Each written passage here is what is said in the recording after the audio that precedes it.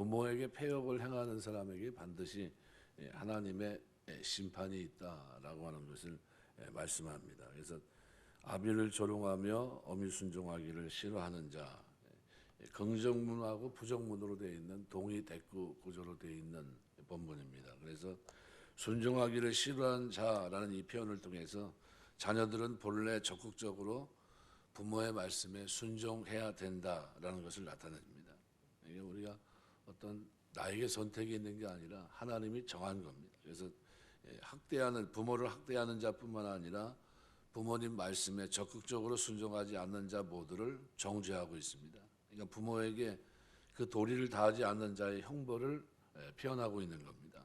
여기 눈은 상반절에서 부모를 멸시하고 학대하는 자녀의 모습을 나타내는 상징적인 표현입니다. 그래서 그 눈이 형벌의 대상이 된다. 그래서 여기 쪼이고 먹히리라 두 동사를 통해서 능동비완령으로 됐습니다. 두 개 다 아주 강력한 진행형입니다. 그래서 이 동사 표현은 지속적으로 까마귀들이 그의 눈을 파대고 연이어 독수리 새끼들이 동일하게 그 눈을 파먹는 아주 잔혹스러운 이 장면을 연상하게 합니다. 아주 철저한 하나님의 심판입니다. 그래서 눈을 지칭하는 두 전미어의 사용과 까마귀, 독수리 새끼들을 복수형으로 표현하는 것은 또 그들의 움직임을 미완료형으로 표현하고 있는 것은 부모를 공경하지 않는 자들에게 주어지는 형벌이 결코 가볍지 않다. 아주 무거운 죄다라는 것을 강조하고 있고요. 또 그 시체가 날짐승에 찢겨 먹잇감이 되고 말 것이라는 내용은 결국은 고향에서 편안히 죽지 못하고 객사할 거다. 이것을 전제로 하는데 당시 사회에서 생각할 수 있는 가장 큰 저주가 이렇게 객사입니다. 그래서 우리가 본다면 이게 굉장히 안 좋은 것들이 다 총망라되어 있는 그런 모습입니다. 여기 까마귀나 독수리 새끼기 눈이 먹힌다는 것은 그 시체가 평안히 매장되지 못하고 버려지게 되고 들짐승의 먹이가 된다는 뜻인데 이건 한마디로 계약적 저주를 가리킵니다. 그러니까 하나님께서 언약과 율법을 거역한 자는 돌에 맞아 죽거나 나무에 달려 죽임을 당할 뿐만 아니라 고향에서 쫓아나 이방 땅에서 죽게 될 것을 말씀하십니다. 신명기 28장 25절 26절. 그리고 이렇게 부모에게 순종하지 않고 패역을 행하는 자에게 무시무시한 형벌이 있을 것이라고 아굴이 교훈하고 있는 것은 이 부모 공경이 언약과 율법의 핵심이기 때문에 그렇습니다.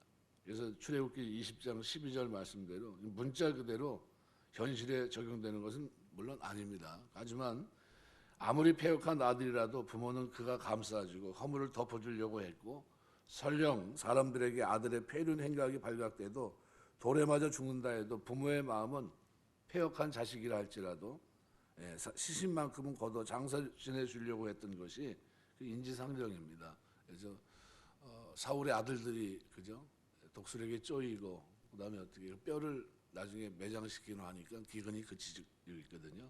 그러니까 우리가 세상에서 부모에게 거역하거나 심지어 부모 재산을 가로챈다 할지라도 가진 재산으로 잘 살다가 평안히 죽는 경우도 많습니다.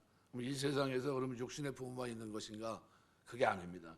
서로 육신의 부모가 평안히 장사 지내줬다 할지라도 하늘에 계시는 하나님 아버지는 부모에게 패역한 자식을 용서하지 않을 것입니다.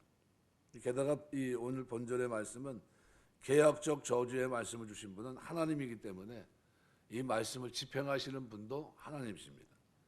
하나님 말씀은 천지가 없어지기 전에 1.1획도 떨어지지 않고 다 이루어진다는 것을 감안한다면 마태복음 5장 18절 말씀대로 부모에게 패역하게 행하는 자에게 어떤 심판이 기다리고 있을까? 이건 생각만 해도 두려운 일이 아닐 수 없습니다. 그래서 부모를 공경하고 섬기는 것은 단순한 인간의 규범이 아닙니다. 윤리가 아니에요. 영원히 살아계시는 하나님의 엄숙한 명령입니다. 그리고 효도는 자녀로서 바른 도리일 뿐만 아니라 하나님을 섬기고 사랑하는 또 다른 방편이라고 우리가 인지하셔야 됩니다. 그런 의미에서 효도는 우리 신앙을 판가름하는 시금석이라고 해도 과언이 아닙니다. 기도 열심히 하는데 그런데 만약 부모에게 뭐 싸우고 다투고 그런다. 이건 말이 안 되는 거죠. 앞뒤가 안 맞는 거죠. 기도를 열심히 했기 때문에 더 순종해야 되는 게 맞습니다. 공경하는 것이 맞고요. 그런 관점에서 우리가 생각해야 됩니다. 그래서 우리가 이 부모 효를 행할 때 이것이 내가 하나님을 경외하는 사람이고 우리의 축복된 삶의 평생을 노심초사하는 부모님께 보람과 기쁨을 제공하는 겁니다. 그래서 어렸을 때는 부모님들이 우리를 거둡니다. 그죠? 태어나서 얼마나 어떻게 애지중지하면서 거둡니다. 최선을 다해서 거둬요. 그러면 연세가 들어서 거동하기 힘들 그때는 누가 거둬야 됩니까? 자녀들이 그렇게 거둬야 되는 겁니다. 나를 이 땅에서 살게 하신, 나를 성장하게 도와줬던 부모님에 대해서 최선을 다해서 돌아보는 것이 맞습니다. 그게 올바른 겁니다. 그래서 효를 행하게 한다. 이거는 누구든지 예수 믿고 구원받은 사람들의 가정에서 행해야 될 가장 기본 도리입니다. 그래서 그가 하나님 앞에 구원받은 사람이라면 더더구나 어떻게 해요? 이 효를 행하게 하는 것이 맞습니다. 그래서 하나님을 경외하는 자로서 우리의 축복된 삶을 위해 평생을 노심초사하는 부모님께 우리는 순종함으로 공경함으로 기쁨과 보람을 제공해야 됩니다. 아울러 효도는 우리 자신에게 큰 기쁨이고 축복이 된다는 것을 깨달아야 됩니다. 이로 인해 사람들의 칭찬뿐만 아니라 하나님의 축복도 받는 사람이 됩니다. 그래서 예배서 6장 1절에서 3절 말씀은 우리가 두고두고 생각하면서 고민해야 될 말씀입니다. 출애굽기 21장 말씀에 보면 17절에 그 아비나 어민을 저주하는 자는 반드시 죽일지니라. 이건 뭐 어떤 예상이 없어요. 회개하기를 기다려라 이런 것도 없어요. 그냥 죽인다는 게 거의 끝난 거 아닙니까? 신명기 27장 16절 보면 그 부모를 경홀히 여기는 자는 저주를 받을 것이요 저주를 받을 것이 할 것이요 모든 백성은 아멘할지니라.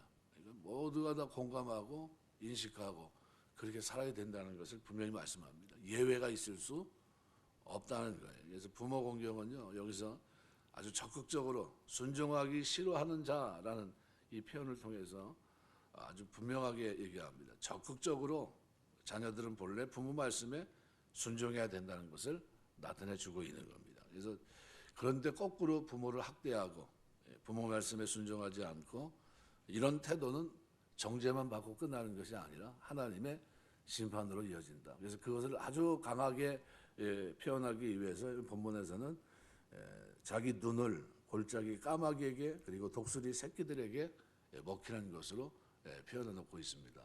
그러니까 마땅히 존중해야 되고 사랑의 눈으로 자비의 눈으로 바라봐야 될 부모님에 대해서 존경의 눈으로 바라봐야 되는데 그 눈이 경멸의 눈이라든가 뭐 다른 눈초리라면 그것만큼 안타까운 것이 없죠. 잘못된 태도라는 것을 분명히 말씀하고 있습니다.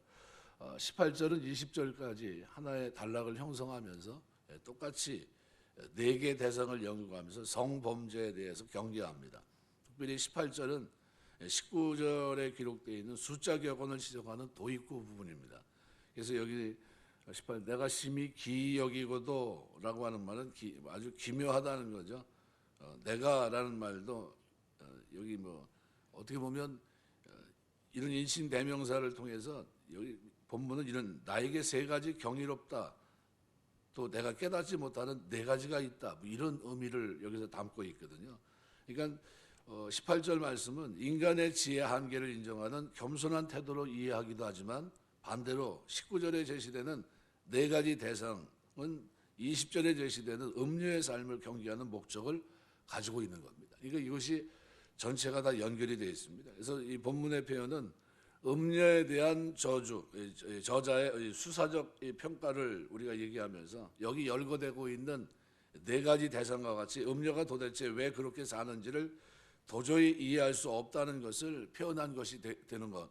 그 다음에 또 하나는 범죄를 행하되 전혀 자취를 남기지 않는 음료의 용의주도한 행적을 수사적으로 폭로하는 그런 표현으로도 이해합니다. 이 양면성을 가지고 있는 본문입니다. 그래서 이 2가지 본문을 이렇게 대하게 되는데 이 부분은 우리가 이제 다음에 이제 월요일 날 이렇게 계속 이어서 하려고 합니다.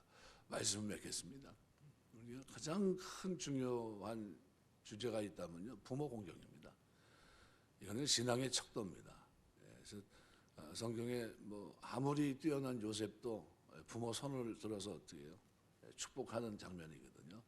그래서 하루에 한 번씩 자녀들에게 축복하라라고 하는 책들과 써냈는데 그 책을 이렇게 들여다보면요 그만큼 부모가 자녀들에게 어떻게 해야 되고 자녀들이 부모에게 어떻게 순종해야 되는지를 말씀합니다. 그래서 늘 우리 자녀들을 우리 부모님들은 어떻게 해요?